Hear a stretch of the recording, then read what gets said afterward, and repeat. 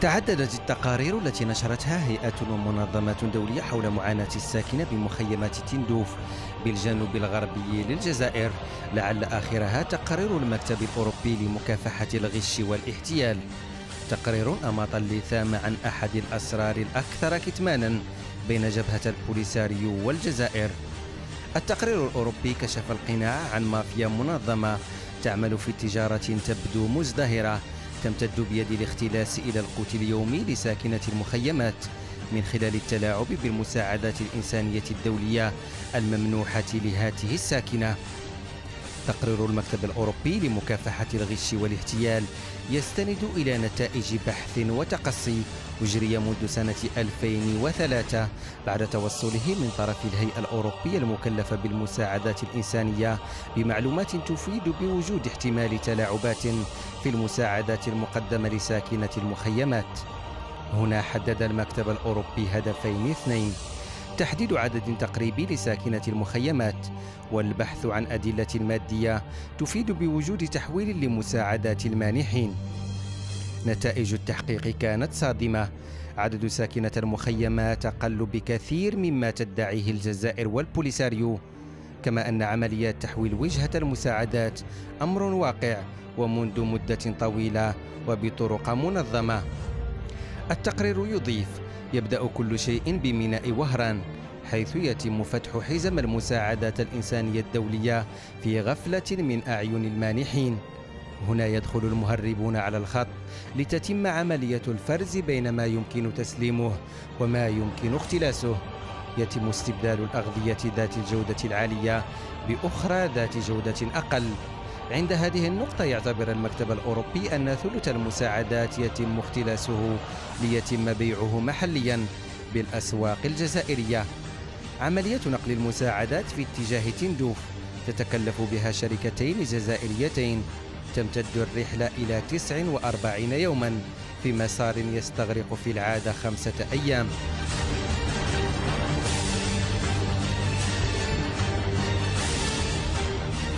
حين بلوغ الثلثين المتبقيين من المساعدات إلى تندوف يتم فرزها مجددا وتوزيعها على مستودعات تخزين رسمية وأخرى سرية. هنا رصد مراقبو المكتب الأوروبي العديد من المستودعات السرية، حيث يتم تخزين المساعدات التي يعاد بيعها بعد استخراج غالبيتها من التعليب الذي يشير إلى مصدرها باعتبارها مساعدات دولية، ليتم شحنها مجددا نحو أسواق جزائرية وموريتانية ومالية.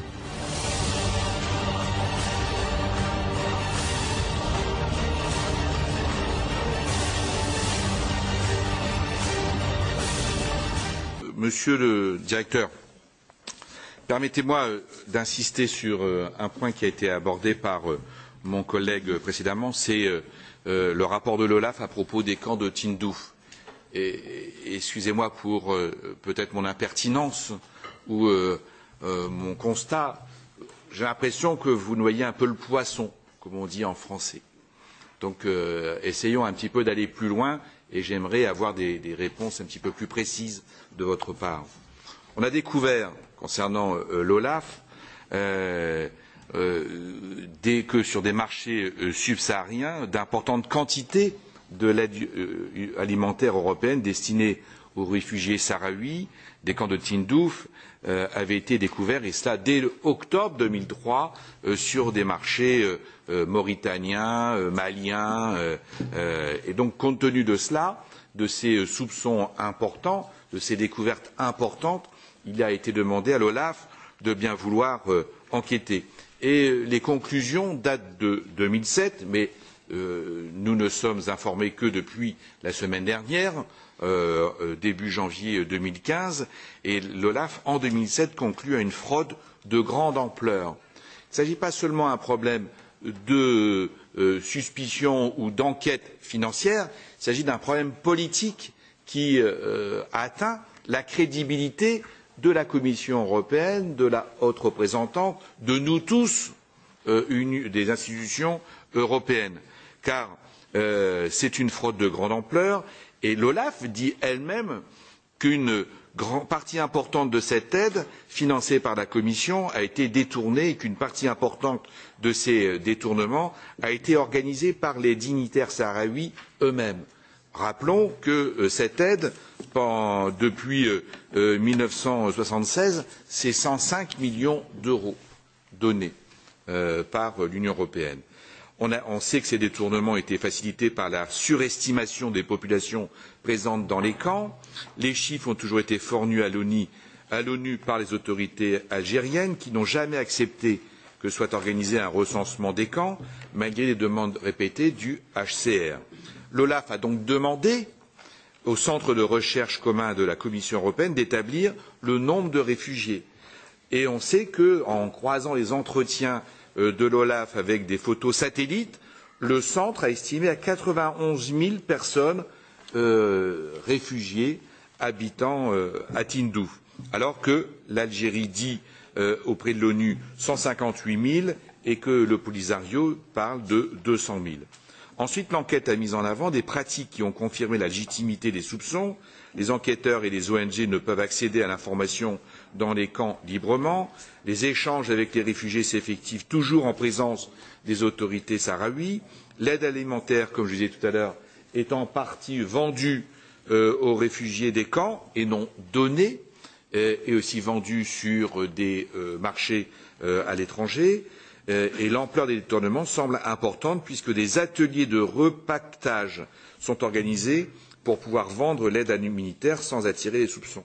Donc je pense qu'il y a urgence pour que, compte tenu de notre rôle, la commission de contrôle budgétaire, compte tenu de la volonté de Mme Mogherini que de faire toute la lumière sur cette situation qui est aussi une situation politique, il y a urgence à prendre des sanctions de la part de l'Union européenne. I was happy to see the Olaf report come out, and the time of investigation was the time that I was heavily involved with doing some humanitarian aid, and so I know some of the struggles, and I was happy to see that the report confirmed some of the things that were going on. It would be very nice if there were more accountability for the humanitarian aid going to the camps, and also it'd be nice if the people in the camps had access to the Olaf report and they could read it. That would be wonderful so that they could know what's going on. سجل إيجابا يعني خروج هذا التقرير لأنه الكل كان يتكلم عن هذا، لكن حتى أحد ما كان كيخرج باش يقرره بشكل خوفا بأن يتهم بأنه في إطار الترويج.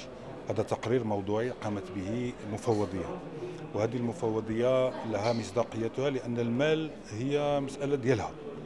لأن كنعتقد بأن أمام الرأي العام الدولي اليوم هناك واقع يعرفونه، فرق شاسع ما بين الخطاب والواقع، وهناك كذلك يؤدي إلى فهم شيء يطالب دائما به المغرب وهو الإحصاء.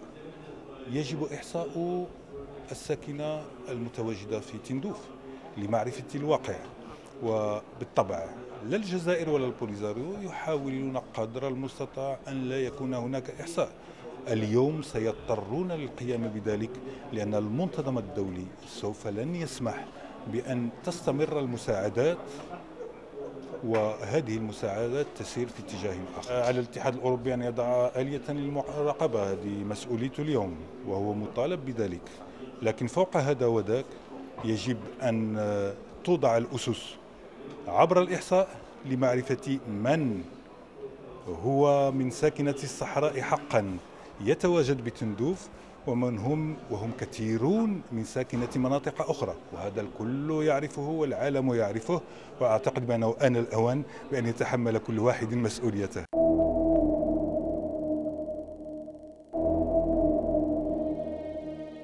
ولكشف جزء من هذه الحقيقة تجند فريق عن القناة والوجهة بعض الأسواق الموريتانية التي تحدث عنها تقرير المكتب الأوروبي لمكافحة الغش والاحتيال، والتي تستقبل شحنات المساعدة الدولية المحولة من تندوف.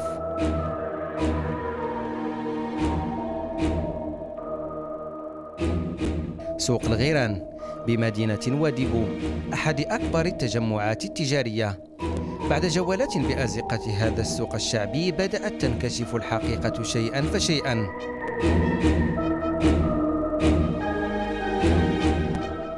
مواد غذائية مختلفة ومتعددة تحمل رموز لهيئات دولية مانحة معروضة للبيع بعدة محلات تجارية. مواد غذائية مكونة أساساً من قنينات لزيت الطهي وأكياس الحليب المجفف وأكياس الدقيق. هي في الأصل مساعدات دولية ممنوعة من البيع يتم جلبها عبر مافيا ومهربين تابعين لجبهة البوليساريو ليتم بيعها داخل هذا السوق مقابل دفع نسب مهمة من الأرباح لكبار المسؤولين بالبوليساريو.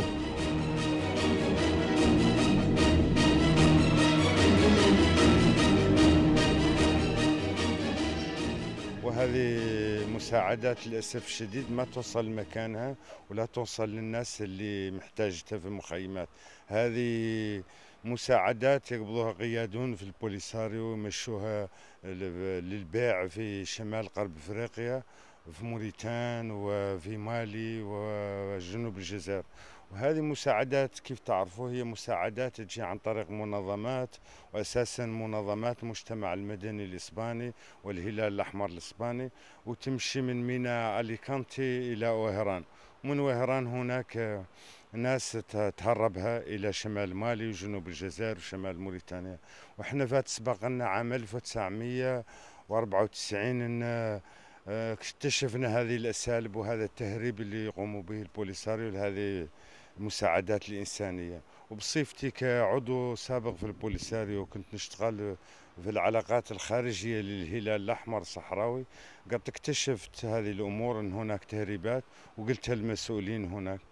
وفي سنة 94 كنت مع فريق من التلفزة الهولندية وأرينا في نواذيبو في السوق نواذيبو هذه المواد تنباع مباشرة، وعملت منها تصاور واشتريت منها حاجات نماذج، ومشيت لبريكسل وعرضتها على بعض المنظمات الأوروبية اللي تساعد البوليساريو. عرضت عليهم هذه النماذج اللي تنباع وقلت لهم انهم يالتهم يحقوا في هذه المواد انها يالتهم يحضروا توزيعها في المخيمات على الناس المحتاجة لها في الوقت النقيات البوليساريو تجار بها في هذه الدول المجاورة. وهذا كله مهربين وقياديون في البوليساريو. وفي الزويرات في موريتانيا هناك متاجر لهذه المواد موجودة حاليا. وهكذا هذه هي حالة شينة وسيئة لهذه الناس المحتاجة في المخيمات، وعادوا قيادة بوليساريو التجار بهذه المواد. وهذه فضة المواد عاد يشتروا بها العقار في إسبانيا في إيطاليا في فرنسا إلى آخره.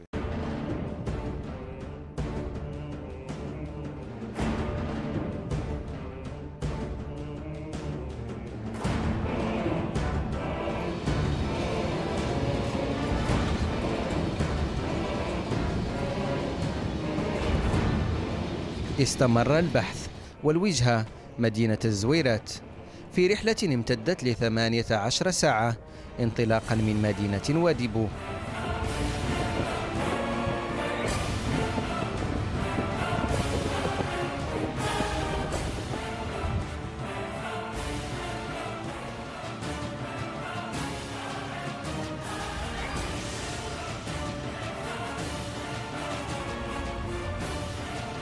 هنا بأحد الأسواق الشعبية اتضح حجم التحويل في المساعدات الإنسانية الدولية المخصصة لساكنة المخيمات.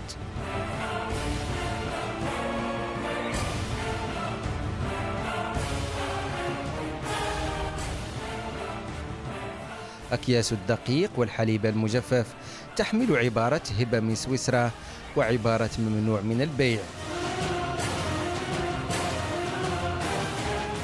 ومواد غذائية ممنوحة من هيئات أمريكية وكندية عبارة عن قنينات لزيت الطهي وأكياس للقطاني.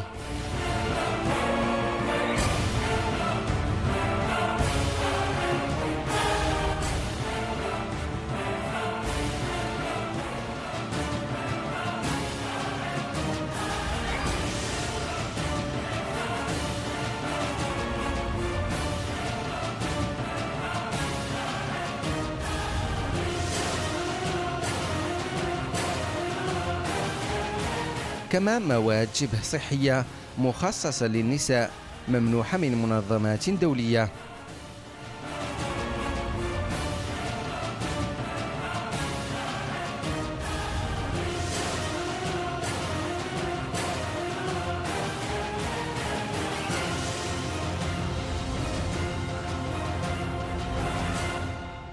نجوا نواظبوا فعلا دور ترى واحدين يتكلموا معكم فهمت بدون قاع اي لا الشارع ناس اللي من السوق يعرفوا الزويرات فهمت يعرفوا طريقة اللي يقبوا ودات البوليزاريو ويشوفهم ويبيعوا فهمت مخيمات اللي يقيسون الموريتانيين ويبيعوا فهم يعني الناس فهم بينها معاملات فهمت يوميا الاسواق قايسين بوليزاريو جايين ماشيين جايين في شركة ضارك انا جتو فهمت ما دخلت فيه قبالي غير شتو سامع به وخالي فهم يا غير نعرف أنا على الأسواق الزويرات يجون بوليزاريو يبيعوا فيهم.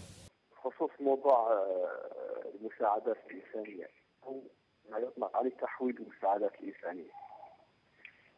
هذا الموضوع على حسب المعطيات اللي عندي إنه كان بشكل معين فترة التسعينات والألفينات كان يعني بشكل كبير كان بشكل مفرط لأنه كانت فيه بحبوحة في المساعدات الإنسانية ولا كان فيه ضغط بشكل كبير برقم اللاجئين رغم الرقم نزل غير مضبوط إلى حد الساعة عادوا بإحصاء ولكن منذ نهاية التسعينات بدأت المنظمات تتساءل عن رقم المخيمات اللي كان ثابت برقم 165,000 لا يزيد ولا ينقص. بدأت بنوع من التشديد في موضوع الأرقام إلى أنهم توصلوا مع البوليس إلى أنهم سيقدموا دعم لرقم 90,000 لاجئ زائد حصة 25 إلى 30,000 حصة نوعية للحالات العاجزة والمرضعات والأطفال يعني حصص نوعية فيها تغذية نوعية لأصناف الأشخاص. المهم أنه مع دخول الأزمة الاقتصادية في العالم كامل بدأ يتقلص حجم المساعدات ونوعها بالخصوص وأصبحت مفوضة في البرنامج الغذائي العالمي بالأصح يركز على الكم أكثر من يركز على النوع. يعني المهم أن اللاجئ توصل حصة غذائية تضمن أنه يبقى على قيد الحياة ليس شرط أنها يعني حصات فيها يعني كل المكونات الصحية ولا يستوي شوية لا المهم أن يوصلها إن شاء الله يوصلها كله فريم أو كله غرف أو كله المادة واحدة الأساسية يبقى لا شيء على قيد الحياة.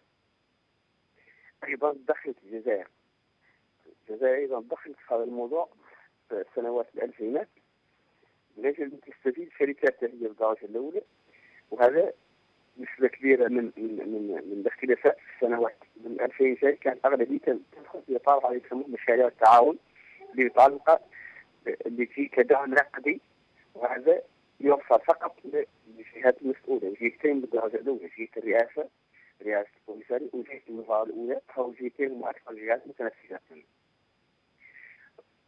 هناك موضوع آخر موضوع إنه الدعم الإنساني كما قالنا هيك مخيمة لاجئين الدعم الإنساني أصلا موجه للمدنيين يعني للاجئ المدني. البوليساريو كما يعرف الجميع هي منظمة عسكرية ليست مدنية. كل عساكر البوليساريو وأجهزة الأمنية هذا الدعم الإنساني أصلا غير موجه إليهم. من أين يعيشوا هؤلاء؟ قطاع البوليساريو عندها 6 نواحي عسكرية. هذه النواحي العسكرية وهي الأجهزة عندها من أين ستقتات من أين تمول تمويلها يتم من خلال هذا الدعم يوصل من خلال الفروقات في الأرقام ما زالت غير مضبوطة. بعض من هذه الأرقام غير مضبوطة يحول فائدة هذه القطاعات اللي البوليساريو مشتركة ولكن الدعم الإنساني غير موجه لها وهذا نوع من احتيال البوليساريو من أجل أنها تستمر هي كمنظومة عسكرية منظومة سياسية توجه بعض من هذا الدعم بطرق احتيالية من خلال التلاعب كما قلت لك في الأرقام يتوجهوا نحو قطاعات هي اللي يخدم بمستوى استمرار اللي هو الهيئة العسكرية الأمنية. مثلا اليوم لما تذهب إلى سوق الزوارات أسواق شمال موريتانيا ونفس الوقت مالي اليوم ما يقدر أي حد يفيه، لأن مالي منطقة عسكرية عدة 3 سنوات هي الحرب، فأصبحت منطقة لا يوجه لها أي شيء. شمال موريتانيا لما تدخل أسواق شمال موريتانيا تجد بضائع المواد الدعم الإنساني الموجهة للمخيمات. من التداعيات أيضا هذا سواء الفساد داخل دارفور سواء من طول أمد النزاع والانفتاح الموجود في العالم، لأن العالم اليوم أصبح قرية صغيرة. المخيمات كانت فترة معينة معزولة، اليوم أصبحت يعني ما يقدر أي مكان في العالم ما يكون معزول. هذا أيضا انعكس على نفسية الناس وعلى صبرها في غياب أي أفق الحل، واللي من التداعيات هي الاحتجاجات المتواصلة في المخيمات.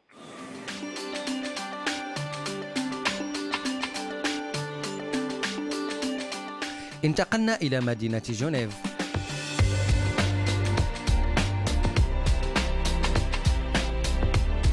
عاصمة حقوق الإنسان.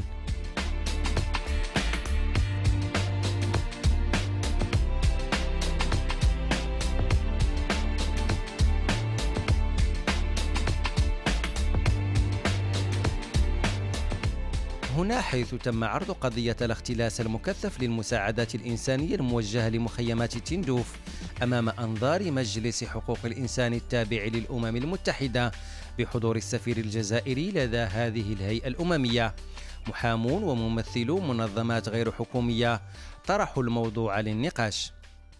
Effectivement, il y a 3 ans de cela, notre cabinet d'avocats, l'allemand et le gros, a été contacté par une ONG qui fait partie des ONG reconnues ici auprès des Nations Unies, Aide Fédération, l'Agence internationale pour le développement, qui s'occupe notamment du sort des réfugiés sahraouis dans les camps, notamment au sud de l'Algérie. Pourquoi l'ONG est venue nous voir? C'est parce qu'il y avait des rumeurs dans la presse, notamment, comme des rumeurs selon lesquelles l'aide financière que l'Union européenne débloque pour les camps de réfugiés, il y a quand même 10 millions d'euros à peu près par an qui sont débloqués par l'Union européenne pour venir en aide aux réfugiés de ces camps. Il y avait des rumeurs comme quoi ces aides étaient détournées. Alors, il avait été question d'un rapport qui avait été fait par l'Office européen de lutte antifraude. L'Union européenne a un organe d'enquête qui vérifie qu'il n'y a pas de détournement des fonds européens. Et précisément, nous avons alors proposé de demander à avoir accès à ce rapport, car il y a un principe fondamental dans l'Union européenne, c'est le principe de la transparence. C'est-à-dire que les organes, les institutions européennes, lorsqu'ils produisent un document, doivent pouvoir le rendre public, soit spontanément, soit parce qu'on va lui demander. Et c'est ce qu'on a fait. On a donc déposé une demande d'accès au rapport. Nous avons reçu tout d'abord un refus. Nous avons fait alors appel. Un premier rapport nous a été transmis, un rapport de 2011-2012, mais qui ne disait pas grand-chose, mais qui faisait référence à un autre rapport de 2007. Alors, nous avons demandé à avoir accès à ce rapport de 2007 qui était plus important. Et finalement, nous avons eu accès à ce rapport, il nous a été transmis, et c'est très intéressant, parce que pour la première fois, il est écrit dans un rapport officiel qu'il y a bien eu des détournements très importants de l'aide aux réfugiés sahraouis, que des manœuvres frauduleuses ont été faites pour détourner cet argent, et notamment de la part d'un certain nombre de dignitaires, de personnalités sahraouis. Et qu'une des raisons qui permet ces détournements, c'est parce qu'il n'y a pas un recensement exact, officiel, du nombre de réfugiés qu'il faut aider. Il y a a priori une surestimation du nombre. Et donc, l'OLAF, l'Office de lutte antifraude, a fait des recommandations pour mieux contrôler l'aide. I don't believe that there should be a stopping of the humanitarian aid because the people are there, the people need help, and I'd like to see them get the aid that they need, the help that they need, and I'd like to see them with all of my heart to be able to have a voice in what goes on and be able to return if they choose. بالعودة إلى تقرير المكتب الأوروبي لمكافحة الغش والاحتيال، رفع المكتب توصية إلى اللجنة الأوروبية تتضمن تسوية مشكل الإحصاء الذي تعترض عليه الجزائر والبوليساريو بشدة. كيف لا وهم جعلوا من ساكنة المخيمات أصلا تجاريا يدر عليهم أرباحا طائلة. فبحسب معطيات لنفس المكتب فقد منحت بلدان الاتحاد الأوروبي منذ سنة 1993 إلى اليوم 200 مليون يورو كمساعدة غذائية. عند هذه النقطة تطفو على السطح مسألة محورية أخرى: ما مصير ملايين الأورو التي يتم تحصيلها من هذه الاختلاسات الممنهجة؟ هل تساهم فقط في تضخيم أرصدة قادة البوليساريو والمتواطئين معهم من الجزائريين، أم تستخدم في تغذية الإرهاب وعدم الاستقرار الذي يخيم على منطقة الساحل والصحراء؟